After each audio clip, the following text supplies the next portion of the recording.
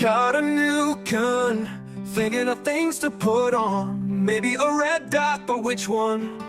I want the best on a budget, let's use a Gideon.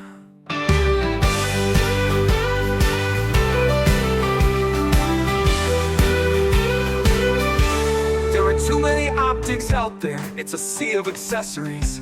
Some expensive, some budget, and some just plain cheap. I want to land in the middle, I don't want to feel like I've settled. I want high quality, but I don't have Elon Musk money. Hollow Sun is no slouch, but these days even their prices make my wallet ouch. How do I save even more and still put a nice red dot on? Looks like the best choice is Gideon. The Omega is here, and when that huge window appears, I forget all its peers. The dot looks so crisp, and no shots will be missed. I'm glad I put this on, I wouldn't be any more accurate with a $600 Trigi car. The SRO can kiss my ass, it has nicer glass. How about that notch filter? Is it ultra green or super blue? There's a little, but not enough to bother you. And I need a crisp dot for the most accurate shot. No fuzzy crap, no blinking or glitching to create a handicap. I want the best, but I still need money for ammo. The Omega is here, and when that huge window appears, I forget all its peers. The dot looks so... Hey guys, welcome back to the channel. Jim here, and I'd like to talk to you today about a pistol red dot. This is going to be the Omega from Gideon Optics. I'm actually really excited about this one, and I'm making this my very first red dot review on this channel. I hope you guys enjoy it. Now, let's go ahead and get this out of the box and talk about it for a hot second. The version I've selected here is going to be the red in the multi-reticle version. You can choose these in either red or green. And then within that, you could choose just a single dot, or if you want the circle dot options. So get underneath the foam layer there. There's your instruction manual. Probably some important stuff in there. Lens cleaning cloth. This is going to be your multitude of mounting screws. Got some handy dandy tools. And then of course, ooh, well, that's got some weight to it. Your optic itself. Now, what they've done here is they have gone ahead and mounted your optic onto a pick rail mount, which is great if you were buying this for a shotgun or you're buying this for a rifle, a carbine, something like that. Then you have this option here that you don't have to pay extra for. And I think that says a lot about Gideon and their value. Now, let's get this put away here. Okay, the first impression that I get off of this is it is big. The reason I wanted this is because I think the SRO is super cool. However, we already know, judging by other people's reports, not just in reviews, but following people that are shooting USPSA, things like that, and talking about the equipment they use. A lot of times they talk about their optic, and when they've talked about the SRO, it's been not the most durable optic there is. Remember, this is not made as a military spec item. It's not even made for duty or even concealed carry. They're really made for competition, not made to bang around and beat around. So I figured, okay, one of the reasons that some people do not like to buy smaller brand optics is because they're worried about the quality. If it gets dropped, if it gets banged around, are they going to survive? Well, if you already know that the $600 SRO won't, are you really stretching yourself to trust another brand? I don't think so. Now, I should probably start off by discussing my personal philosophy on handgun optics. I don't think you need a red dot on a pistol. You want a red dot. You're buying it because you want it, not because you absolutely have to have it. Your gun is not incapacitated if it doesn't have an optic on it. Kind of like how an escalator is never out of order, it's just temporarily stairs. Rest in peace, Mitch Hedberg. You enjoy the speed of a red dot, but you want it to shoot just fine with iron sights. So, that being said, I fell into loving red dots and collecting them as an accessory as much as I collect guns and knives and everything else that I collect. It's a unique accessory that's a category of fun gadgets, and while all are essentially doing the same thing, the execution is just different enough among all the ones that are available that you kind of want a representation of them all if you can. So think of the mailboxes. You think of the square-shaped enclosed optics. I have some of those myself. And you think of the oversized optics. I have a few of those. You think of the smaller, more compact open optics like this. Actually, this isn't small and compact, but it is an unenclosed. It's an open optic. And there are a lot of different types that you're going to want. And I'll be perfectly honest with you, beyond performance, once you've narrowed it down to optics that you know have a good reputation for quality, for clarity, and all the things that you find important performance-wise, you're going to want one that looks good on the firearm that you've chosen it for. And I think this looks really handsome. It looks really rugged. They've also been proven. There are a lot of people that have just bashed these things against rocks, abused them, frozen them, baked them in ovens, did all kinds of crazy stuff. And they've come out really, really good. I mean, not losing zero, even if the impact was such that it would shatter the glass, it was still functioning and it was still zeroed. So I thought, hey, what the hell? Why not go for it? And they're affordable. That's great. Now, I want to talk a bit about some of the things that people place importance on. Dot clarity. Just like we can easily over-critique a trigger in dry fire, we place way too much emphasis on dot crispness. But that's only really relevant when you're not shooting and you're just kind of inspecting the optic. As a matter of fact, I should probably turn this on and take a look at it. You're not going to get a good representation of this because of the camera. It just looks like a big fat dot on there. However, when you're shooting, you're target focused. You're not focused on the dot. You're focused on what's beyond that. The info from your non-dominant eye isn't telling you if the dot is crisp. It doesn't know. A little fuzzy isn't a concern for self-defense shooting or fast shooting like in a match. It matters if you're shooting slow fire for accuracy at a decent distance because you're trying to be precise. And that's also where a lot of people kind of fall into the dot size thing.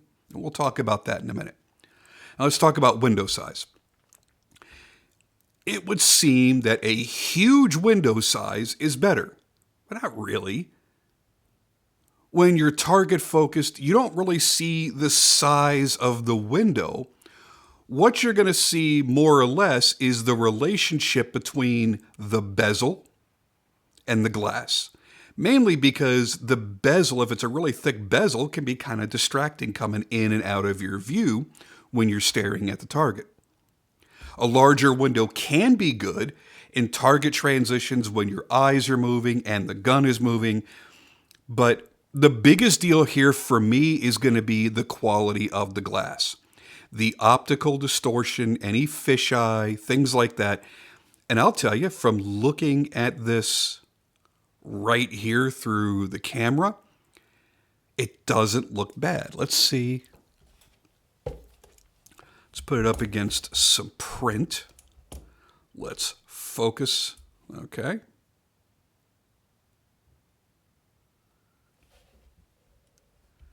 Actually, give it a little bit of distance. Okay. That is really not bad. Very, very little parallax. And it's pretty darn clear. Obviously, there's going to be a notch filter that has to be there in order for that dot to be floating in your vision. But it's not too terribly bad. It's mostly clear. I dig that. Now, my values may not be the same as yours, and that's okay. They don't have to be. There is no one particular way to look at these things. Now, how does the Omega stack up performance-wise, and does it boast enough features to make you want to buy one instead of buying another brand? Well, the dot size is important. I shoot to color recognition, not to dot clarity. So going back to that whole dot clarity thing. So I prefer a larger dot. If I can't get a 5 MOA or 6 MOA dot, I'm happy with a small MOA dot that has a circle or crosshairs around it like this does. That gives me this big, fast recognition at speed. And there's still a teeny tiny dot in there if I do want to shoot slow fire precision at a longer range. So hey, best of both worlds, right? So how unbiased am I going to be on this optic review? Well, I'm not having to defend a purchase decision. I'm not having to sit there and go, well, it's great because I spent my money on this and I made the choice on this and this and this and this and that. I'm also not accepting a request from a company that reached out to me that I want to impress to get more cool shit from. I'm an optic whore and I just can't get every single one that interests me. That crap gets expensive. And I have been loving what I've been seeing from Gideon, so I reached out to them. More precisely, I hounded Mike and pressured him like he was my prom date. So I have this because I wanted one really, really badly, and I have a strong personal interest and needed to see if they're really any good. And if they are, it's going on a gun that I chose to rely on for the preservation of my life and my loved ones. If it sucks, you'll never see it again on my guns. So there's that. Now, I didn't just harass Mike. I even wrote half of the intro song that you watched or heard at the beginning of this video, about the first minute of it, to convince him that my content was worthy enough to send me out a free optic. So I guess what I'm saying is, technically, I serenaded him. Oh, that's so gay. I'm sorry, Mike. But luckily, it was all worth it because so far, I really do dig this. The feeling of this is that it's of high quality. The machining is really, really nice. The anodizing looks really good. And when I move it out here away from my camera lens and look through it with my eyes, the crosshairs and dot look really, really, really nice. I don't see any tool marks on this thing. Everything looks really clean. It looks like it was well made. The glass is really, really nice. Now, we're going to get this out and we're going to shoot it. What I think I'm going to do, I'm trying to decide between two different guns to put it on, and maybe you guys can throw a comment down below and let me know which one you think this should be on. But I just got half of my Canik rival back from Monsoon Tactical getting the Lucky 7s ports done. So I'm going to put this together actually. And I'm thinking it might go on there. I'm super excited about this. Okay, so that's pretty much how it's going to sit on there. Let's get those posts lined up.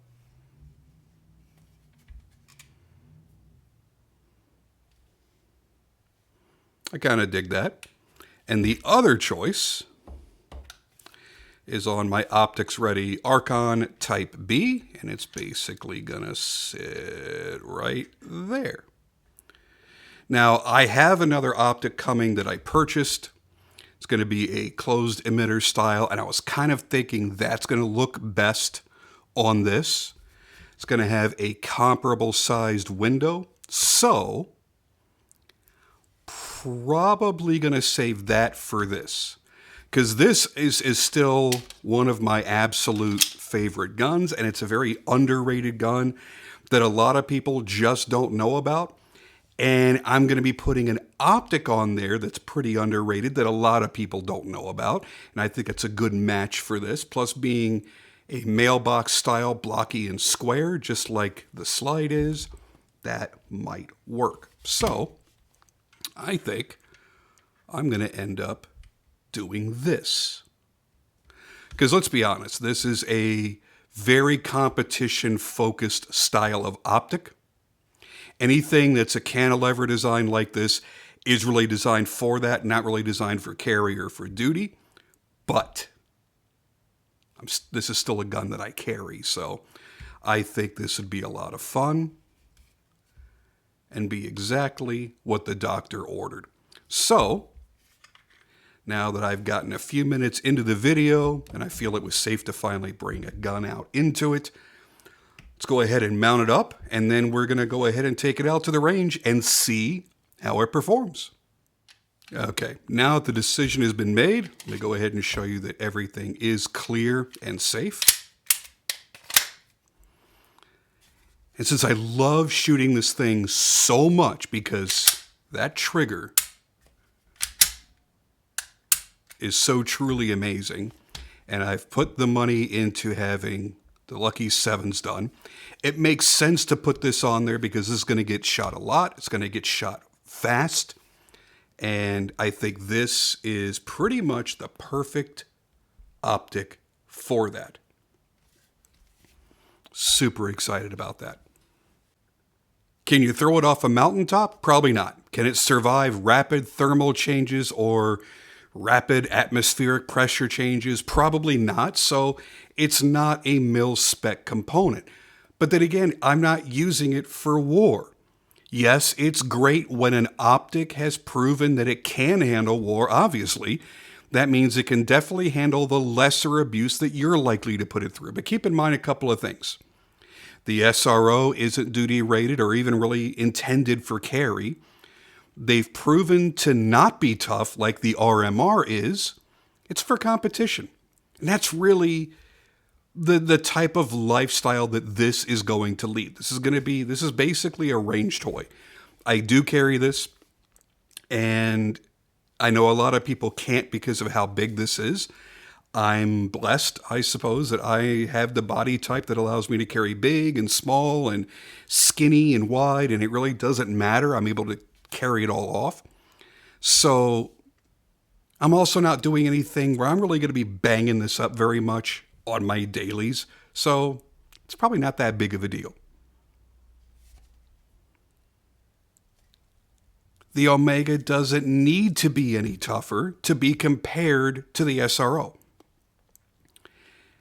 And secondly, look at something like the high-priced Aimpoint Acro P2 that is set up to be of military toughness. Yeah, go do some research. They're falling apart in civilian hands on the regular. Sacrificial glass flying off, the optical glass flying out, emitters coming loose inside of the optic's body, mysterious oils appearing inside of the glass, and more. And it's a shame because the Acro P2 is awesome. And when they first came out, those things were damn near bulletproof. They were made to be that super tough optic, and they were able to justify that crazy ass price. You know, you're spending the price of a gun on an optic. But now something has happened with their QC, and a lot of the newer ones are falling apart. It's kind of crazy. Speaking of things falling apart, with the Gideon, you get a 3-year warranty against everything except for intentional harm. So if I go out there and beat on this with a hammer, and it's very clear that's what I've done with it, no, they're not going to warranty it. But if it's been carried, and I don't know, the gun gets dropped, and I send an email to them and go, hey, listen, this is my carry optic, and I banged it into a pool table or I dropped it on the concrete as I was, why would I have been over concrete playing with my gun? I don't know. But whatever the case may be, I was an idiot. It was under normal wear and tear. Then yeah, they're going to warranty it. And that's the great thing. I'm hearing that some people are having some slight issues with customer service with Aimpoint on the Acro P2 issues.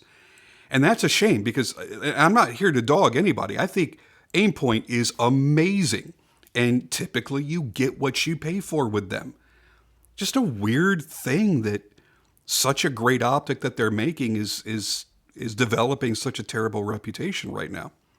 But anyway, I did have a hard time deciding on which gun this should go on. Yes, I do like the idea of it being on my Archon because I just can't express to you how much I love that gun.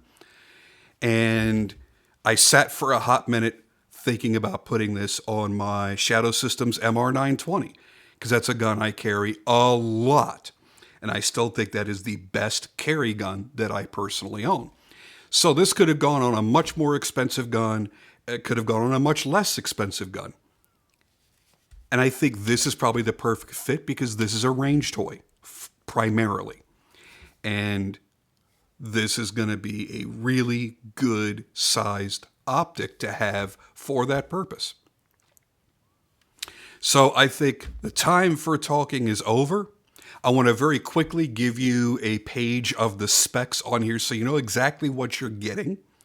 And I'm actually going to do this twice. I'm going to stop myself here, and when I'm editing this video, I'm going to go back earlier in the video and just sloppily edit that in because I realize I've been kind of talking more about my personal feelings on the optic and doing more of the review stuff instead of coming out early and giving the specs. So I'm going to do the specs here, and I'm going to rewind it a bit and do the specs earlier in the video as well. So while you're hearing me talk about this, this should be the second time that you're seeing the specs card. And that should help you decide if this is the type of optic that's for you. And now we're going to go play with it out at the range and see how it performs. Land in the middle, I don't want to feel like I've settled. I want high quality, but I don't have Elon Musk money. Hollow Sun is no slouch, but these days even their prices make my wallet ouch. How do I save even more and still put a nice red dot on? Looks like the best choice is Gideon. The Omega is here, and when that huge window appears, I forget all its peers. The dot looks so crisp, and no shots will be missed. I'm glad I put this on. I wouldn't be any more accurate with a $600 Trigi card. The SRO can kiss my ass. The Gideon has nicer glass. How about that notch filter? Is it ultra green or super blue?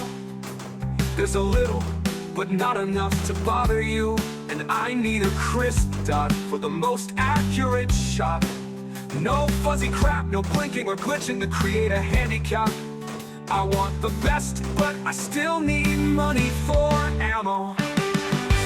The Omega is here, and when that huge window appears, I forget all its peers. The dot looks so crisp, and no shots will be. So now it's time for the verdict. What do I think overall about the Gideon Omega? I gotta say, I honestly could not like a sight more. It did everything that I wanted it to do. It was bright, it was very easy to see, and it was fast target recognition because of the crosshairs around the dot, which is exactly why I wanted to have that particular option. Now, like I said before, it's not a thing where you need a red dot, so shooting open sights should be plenty easy for most people. So by the same token, I think that shooting with just a simple dot is totally fine too. But if you can get something that you enjoy more, then why not do it? Do I feel like this is lacking anything that a more expensive optic might give me? Honestly, not really. If you want to compare this directly to an SRO, I honestly feel that that's fair because, again, they are geared toward the same type of shooting. They are really made for competition shooting. Neither are made for carry or for duty use or for military, for being severely abused and dropped and beaten and banged around. So I think this is going to do every bit as good as an SRO and maybe even better. This is a very robust build. You can feel it when you first pick it up. Now, do I feel that it's lacking compared to a more expensive optic that is duty rated or is more of a concealed carry type of sight? Not really. I mean, sure, there's going to be options, right? One of the sights that I absolutely love is the Holosun 507C that I have with the ACSS reticle. I think it's awesome because if for some reason I'm just in a weird position, I don't know, maybe I'm knocked on the ground and I'm laying on my left shoulder and I have to draw and shoot. I don't know. There could be any number of scenarios where your draw stroke is not perfect. You don't get to punch out fully for your presentation. You may not even have two hands on the gun. There are many different scenarios in the real world that we couldn't possibly think of them all. And that type, I think, is a fantastic option. And that is probably the only sight that I can think of that has something more than what this offers. And all that is a simple, different emitter choice. That's it. The quality of this is every bit as good. The durability seems, in my opinion, to be as good. The clarity of that reticle is every bit as good. It's fantastic, actually. What I particularly enjoyed about this was the fact that, yes, I had that very fast target acquisition with the larger circle around the dot, but when I did want to slow down and do a more precise shot, that dot was fantastic. And it was really easy to line up those slower distance accuracy shots. So overall, I think it's fantastic. I think the user interface is great. It's very simple and easy to use. It was easy to get mounted. As you could see, the hardware did not drift. Everything stayed secure. And it held zero. I mean, there's really not a lot that you expect out of a good quality dot. It should maintain its zero. It should be durable throughout its life cycle. It shouldn't be flickering and blinking during recoil. It shouldn't be flickering and blinking because of refresh rate as you're transitioning from target to target. And it should, in my opinion, have an option for a long battery life, but always be ready to go. Now, that is an option for some sites, and you may or may not get that in every site you look at. For me personally, I want that. I don't want to have to remember every time I pull that gun out to drop it into a holster and carry it that I have to turn on the optic. There's that. Now, I have one that is much more expensive, an optic that I truly love. I really, really love it because the optical clarity of the glass is truly second to none. It's my Steiner MPS. And there are two things that I'm not happy with.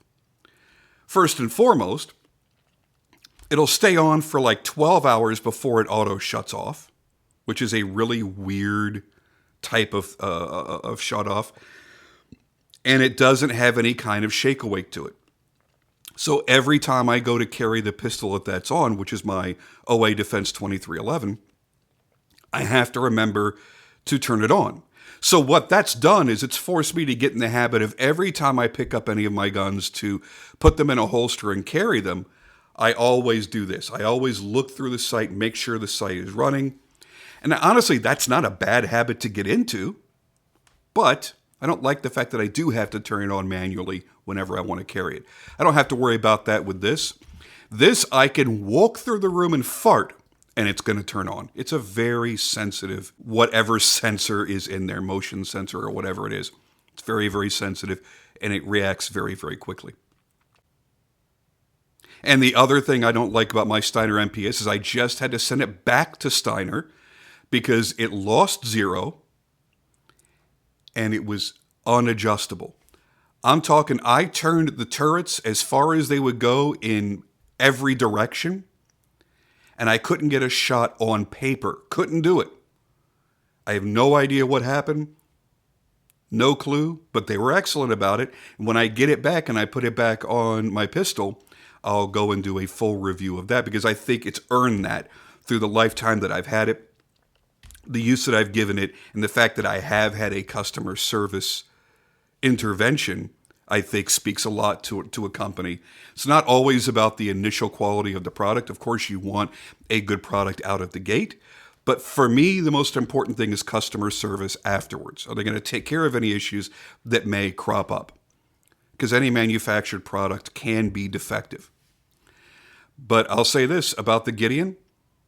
No apparent defects here. This thing has been running fantastically, reliably, accurately, and beautifully. And I'll be honest with you, I think it looks really handsome on the rifle. Would it have looked as handsome on the Archon? Yeah, probably. I honestly do think it would have. But my optic for that has finally arrived, and I'm going to be putting that on at some point soon. I like this so much that I emailed Mike, and I said, hey, I know that you just released the new Granite for the Glock MOS. It's a direct fit Glock MOS. It doesn't even use the Glock MOS plate that comes with the system. It direct mounts to the slide. But it's only for that right now. They're waiting for their second wave to come out that will be introduced for all kinds of other footprints.